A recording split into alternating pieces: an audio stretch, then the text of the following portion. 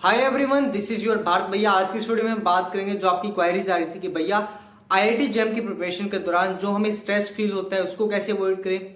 Starting में question practice करते time questions नहीं बनते तो उसको कैसे अटेम्प्ट करें। इसके साथ साथ अभी जो टाइम बचा है रिमेनिंग टाइम, इसमें आईआईटी जेईई की प्रिपरेशन को कैसे बूस्टअप कर सकते हैं। सो आज की वीडियो इन्हीं 3 क्वेश्चंस के अराउंड रहने वाली है। सो मेक श्योर आप इस वीडियो को पूरा देखिएगा टिल द वेरी एंड, ताकि आपका कोई भी पॉइंट मिस आउट ना हो। सो स्टार्ट करते हैं ये video. Yo, microphone check, make it a microphone check. Give it a microphone, I make it a microphone dead. Don't step to me, new. सबसे पहले अगर आप आईआईटी जेईई किसी भी ईयर को टारगेट कर रहे हो, चाहे आईआईटी जेईई 2025, 26, 27 किसी भी ईयर को अगर आप टारगेट कर रहे हो, तो सबसे पहले आप जिस ईयर को टारगेट करके हो उस ईयर के अनुसार अपना एक शेड्यूल डिस्कस कीजिए, प्लान कीजिए। आई मीन टू से अगर आप 2025 को टारगेट कर रहे हो तो अभी आपके पास टाइम बहुत कम है। सो अभी आपको बुक रीडिंग को टाइम नहीं देना, जनरल बुक रेफर करने का टाइम नहीं है अभी आपके पास। कई स्टूडेंट ऐसा ही करते हैं कि वो अब स्टार्ट करेंगे बुक पढ़ना, जनरल बुक को रेफर करेंगे।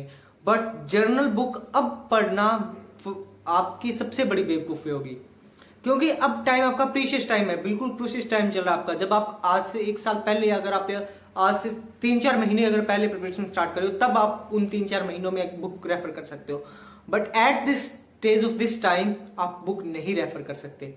इवन अगर आप आईआईटी जेईई के लिए टारगेट करो 2026 के लिए, तो आप डेफिनेटली बुक रेफर कीजिए। बट अभी के लिए बुक रेफर मत कीजिएगा। सबसे बड़ी मिस्टेक इसी को अवॉइड करना है कि हमें आईआईटी जेईई के प्रिपरेशन के दौरान अब 2025 को जो भी स्टूडेंट अभी फिलहाल टारगेट करें, यानी कि जिस स्टूडेंट के पास 6 मंथ्स और 6 मंथ्स के आसपास टाइम है, वो अब बुक रेफर नहीं करेगा। सबसे पहले आपको क्या करना है, विद इन 2 to 3 मंथ्स आप अपना सिलेबस कंप्लीट कर लीजिए। अभी आपके पास 2 से 3 मंथ, मैक्सिमम 2 से 3 मंथ्स आप अपना सिलेबस कवर अप कर लीजिए। अब सिलेबस कवर अप करोगे तो आपको एक बार थोड़ा सा कॉन्फिडेंस आपका बूस्ट हो जाएगा कि मेरा सारा सिलेबस गो थ्रू हो चुका है, मैंने सारा सिलेबस कर लिया है। यही सबसे बड़ा पॉइंट है कि अगर आप सारा सिलेबस आपका कवर हो जाएगा तो आपको एक अंदर से गट फीलिंग आएगी कि फाइनली मैंने जेईई का सिलेबस कवर कर लिया। फिर आप इवन पीवाईक्यू अटेम्प्ट कर पाओगे, कोई भी क्वेश्चन अटेम्प्ट कर पाओगे। अटेम्प्ट इन द सेंस आप हर क्वेश्चन आपकी रेंज का होगा, बने ना बने वो अलग बात है, लेकिन आप हर क्वेश्चन को देख के पहचान पाओगे इसको हम इस टॉपिक से है, ऐसे ऐसे इसको कर सकते हैं। आंसर निकले ना निकले वो बात की बात है, लेकिन आपको method and name of the topic आपको क्लियरली पता चल जाएगा। इसके बाद में आपको फिर करना है, आपको जितने प्रैक्टिस क्वेश्चन से आप कर सको उतनी प्रैक्टिस आपको करनी है।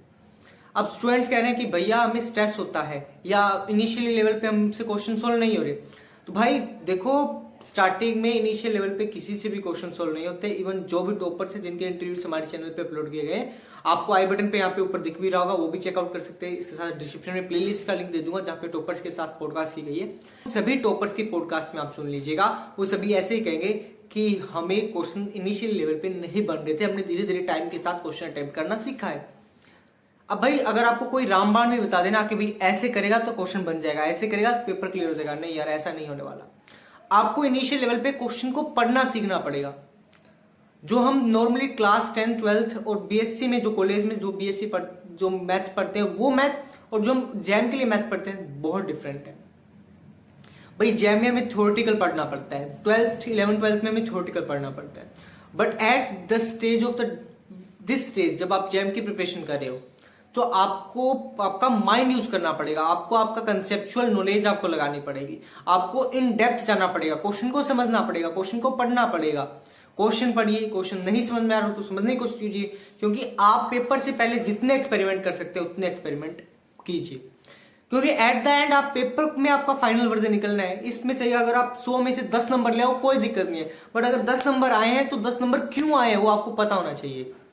अब 10 नंबर आए तो अगली बार आप इसको बूस्ट करके कम से कम 20-30 नंबर लेके जाओ, 20-30 से 50, 60, 70 ऐसे लेके जाओ। इनिशियल लेवल पे अभी मेरे पास फुटेज अवेलेबल नहीं है, अगर फुटेज अवेलेबल हुई तो मैं आपको कोशिश करूंगा कि आपको स्क्रीन पे दिखाई शो करवा दूं। मेरे इनिशियल लेवल पे मार्क्स आते थे 22, 23, 22, 23, ये रेंज रहती थी। उसके बाद में मैंने करियर लेवल की टेस्ट सीरीज देनी स्टार्ट की, उसमें मेरे मार्क्स आए 48, 40, 50 तक, 52, 53 ये मार्क्स आने लगे। फिर डिप्स की टेस्ट सीरीज देता तो उसमें वापस 32, 38, 32, 38 आउट ऑफ 100 बता रहा हूँ। जब at the end final stage आए, जब आपको एग्जाम एकदम बिल्कुल पीक पे होता है, उस टाइम पीक पे एकदम आपका स्ट्रेस होता है एग्जाम का, मे बी दिसंबर और जनवरी का मंथ होगा, उस टाइम हमारे मार्क्स हो गए थे, मैं और मेरे दोस्त दोनों के सेम से मार्क्स रहते थे, सीरियसली बता रहा हूँ। इनिशियल लेवल पे डिप्स में हमारे थे 32 तक हमारा मैक्स स्कोर चल रहा था दिसंबर से पहले, लेकिन दिसंबर में हमारे मार्क्स हो गए वही 42, 48, 50, 40 से लेकर 50 की रेंज में। डिप्स की test series one of the hardest test series है डिप्स और अनअकैडमी की। उनमें अगर आप 40 to 50 की रेंज में अगर आप स्कोर कर रहे हो तो बहुत इनफ स्कोर है वो आपके लिए। इवन आपको जब आप 40 to 50 इसमें स्कोर करोगे तो at the end final paper में आपके काफी अच्छे स्कोर आने वाले हैं। वो बात है कि अलग अभी एक्सेप्शनल लेवल का ही पेपर आ जाए तो अलग बात है, लेकिन कोई और केस कंसिडर करियो तो आप डेफिनेटली नॉर्मल केस के अंदर डिप्स और अनअकैडमी के टेस्ट सीरीज बेस्ट है अकॉर्डिंग टू मी। इसके बाद में अगर आप बात करना चाहो भाई टेस्ट सीरीज में फिर मार्क्स कितने आए भैया आपके, फिर करियर इंडेवर की टेस्ट सीरीज में, करियर इंडेवर की टेस्ट सीरीज में हमारे हो गए 62, 68, 62, 68, यानी कि 60 to 70 की रेंज होगी। और पीवाईक्यू में तो 90 से 100 की रेंज ही रहती थी, 90 से 100 रेंज। क्यों? क्योंकि पीवाईक्यू क्वेश्चन एक तो सारे गो थ्रू हो गए थे, एक बार मेथड्स पता चलने लगे पीवाईक्यू में इस तरह के क्वेश्चन रिपीट होते हैं, ऐसे क्वेश्चन करने होते हैं। बट इनिशियल लेवल पे कुछ नहीं पता था भाई क्या कैसे होता है, क्या कुछ होता है। बट धीरे धीरे टाइम के साथ आप क्वेश्चन करने लग जाओगे, और जब तक सिलेबस पूरा नहीं होता तब तक आप क्वेश्चन अटेम्प्ट नहीं कर पाओगे, डेफिनेटली नहीं कर पाओगे।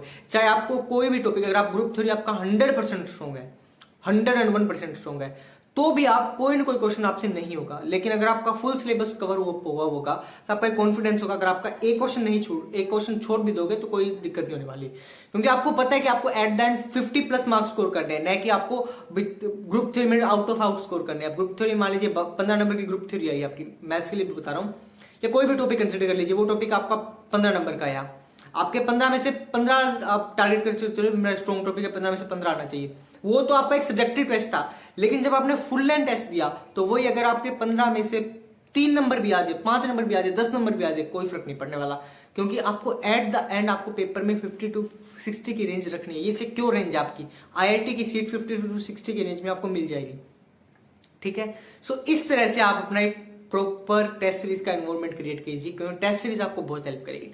एंड देन उसके बाद में आपको आना है पीवाईक्यू पे। अब ये वेरी करता है स्टूडेंट टू स्टूडेंट, कोई स्टूडेंट पीवाईक्यू पहले करता है फिर टेस्ट सीरीज करता है, और कई टेस्ट सीरीज पहले करते हैं फिर पीवाईक्यू करते हैं। बट आई विल प्रेफर कि पहले पीवाईक्यू देन टेस्ट सीरीज, क्योंकि पीवाईक्यू से आपको एक आइडिया लग जाए इस तरह के क्वेश्चन आते हैं, तो आप उस तरह के क्वेश्चन को टेस्ट सीरीज में ज्यादा प्रायोरिटी बेस पिक करोगे। इवन सभी क्वेश्चन प्रायोरिटी बेस्ड है, बट जो क्वेश्चन बार बार कंसेप्ट जो रिपीट हो रहा है वो आपकी मेन प्रायोरिटी होनी चाहिए। सो ये एनालिसिस करना आपको आना चाहिए। एंड अब बात करते हैं कि स्ट्रेस कैसे दूर करें। स्ट्रेस दूर करने के लिए सबसे बढ़िया मेथड बताता हूँ। मेरा तो भाई इन माय केस मेरा जो कोलीग था, जो मेरा फ्रेंड था जिसके साथ मैंने जेम की प्रिपरेशन करी थी, we can contact to each other. जब हमें एक दूसरे को एंजाइटी फील होती थी, स्ट्रेस फील होती थी, हम एक दूसरे से कॉन्टेक्ट कर लेते थे, कॉल कर लेते, हैंग आउट कर लेते थे, और फैमिली के साथ टाकअप कर लेते थे। इवन कोई कहीं कभी वॉक पे चले गए, कभी कुछ स्पोर्ट्स खेलने चले गए। बट टाइम इन्वेस्ट कीजिए। अगर आपको लग रहा है भाई मेरा नहीं हो रहा, मेरे को स्ट्रेस फील हो रहा है, तो भाई उस एक पूरे दिन को खराब करने से अच्छा है कि आप कुछ टाइम वेस्ट कर लीजिए। वेस्ट नहीं बोलूंगा भाई, आप कुछ टाइम कहीं और इन्वेस्ट कर लीजिए। तो अगर आप वो टाइम आप अपनी फैमिली के साथ, फ्रेंड्स के साथ या कोई स्पोर्ट्स एक्टिविटी में स्पेंड करोगे, तो आपको वो स्ट्रेस है, जो एंजाइटी उस टाइम फील होगी, वो आपको उस टाइम नहीं फील होगी। सो थिंग इज दैट कि आपको जितना आप जेम की प्रिपरेशन को टाइम दोगे उतना ही आपके लिए बेटर होगा।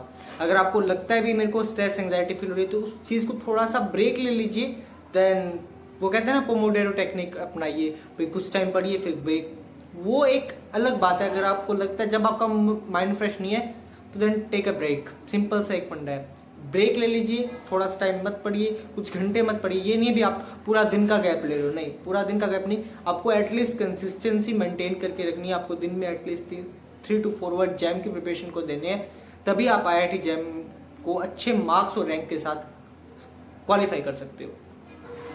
And at the end of this video मैं यही कहना चाहूँगा कि आप सभी स्टूडेंट्स जो भी IIT जैम के लिए टारगेट कर रहे हैं, आप सभी एक चीज पे सबसे मेन फोकस रखिएगा कि पीवाईक्यू एंड देन आपका शॉर्ट नोट्स। इन दो चीजों पे आपको बहुत फोकस रहना है। पीवाईक्यू, शॉर्ट नोट्स, ये आपकी प्रिपरेशन को सबसे ज्यादा बूस्टअप करने वाले हैं। पीवाईक्यू से आपको पूरा अंदाजा मिलेगा पेपर पैटर्न का, पेपर के लेवल का, पेपर में क्वेश्चन किस टाइप के आते हैं, कौन सा कंसेप्ट कितना इंपॉर्टेंट है। एंड शॉर्ट नोट से आप अपनी पूरी थ्योरी है वो एक लिमिटेड टाइम में, लिमिटेड पेजेस में आप उसको कवर अप कर पाओगे। सो इसीलिए मैंने आपके लिए टेलीग्राम पे एक चैनल बनाया है, भारत जन स्पीक्स नाम से। मैं टेलीग्राम का चैनल का लिंक है वो डिस्क्रिप्शन में डाल दूंगा, जाइए टेलीग्राम चैनल ज्वाइन कीजिए। वहाँ पे मैं अभी मैथ्स के तो मैंने ऑलरेडी नोट्स का प्रोसेस शेयर कर दिया, भी आप कैसे डाउनलोड कर सकते हो फ्री में notes, short notes, full notes कैसे डाउनलोड कर सकते हो। एंड इन फ्यूचर मेरा भी प्लान है कि मैं जो स्टूडेंट्स ने ऑलरेडी IIT JEM अपनी फील्ड में क्वालिफाइड किए अच्छे मार्क्स और अच्छी रैंक के साथ, उन सभी स्टूडेंट के नोट्स एंड जो भी स्टडी मटेरियल होगा वो वहाँ पे शेयर कर दूंगा.